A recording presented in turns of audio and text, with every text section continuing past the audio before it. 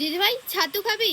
হ্যাঁ চলো আজকে আমরা রান্না করব ছাতুর তরকারি। এরকম বড় বড় ছাতু কি তোমরা আগে কোনোদিন দেখেছো? এই ছাতুগুলোর নামই বা কি তোমরা কেউ জেনে থাকলে আমাকে জানিও তো। প্রথমে ছাতুগুলোকে নুন দিয়ে ভালো করে ঘষে ঘষে পরিষ্কার করে নেব। তারপর ছুরির সাহায্যে ছাতুর গায়ের ছালগুলো ছাড়িয়ে ভালো করে কেটে নেব। এবার কড়াতে তেল দিয়ে ফোড়ন হিসাবে দেব কালো জিরে, তারপর দেব পেঁয়াজ। পেঁয়াজগুলো ভালো করে ভাজা হয়ে গেলে এর মধ্যে দেব লঙ্কা কুচি এবং আদা রসুনের পেস্ট, আর দেব টমেটো কুচি। এবার মশলা দেওয়ার পালা। মশলার মধ্যে দেব হলুদ গুঁড়ো, লঙ্কা গুঁড়ো, জিরে গুঁড়ো, ধনে গুঁড়ো এবং কিছুটা চিনি। এবার প্রয়োজন মতো জল দিয়ে মশলাটাকে কষতে দেব। কিছুক্ষণ পর মশলাটা একদম তৈরি হয়ে গেছে। এবার এর মধ্যে দেব কিছুটা মাটন মশলা, এবার দেব মাশরুম গুলো। এবার ভালো করে ছাতুর সঙ্গে মশলাগুলো মিশিয়ে দেব, দিয়ে ঢাকা দিয়ে রেখে দেব কিছুক্ষণের জন্য। আর এই দেখো কিছুক্ষণ পর কত জল বেরিয়েছে। আমি কিন্তু এতে একটুও জল ইউজ করিনি। তারপর এর মধ্যে কিছুটা ধনেপাতা ও গরম মশলা দিয়ে নামিয়ে নিলেই তৈরি আমাদের মাশরুম কারি। খেতে কিন্তু খুব টেস্টি হয়েছিল, তোমরাও কিন্তু একবার বানিয়ে দেখো। আর এর পরের ভিডিওতে কি রান্না করব সেইটাও কিন্তু কমেন্টে জানিয়ে যেও। আজকের মতো আসি, দেখা হচ্ছে নেক্সট ভিডিওতে। বাই।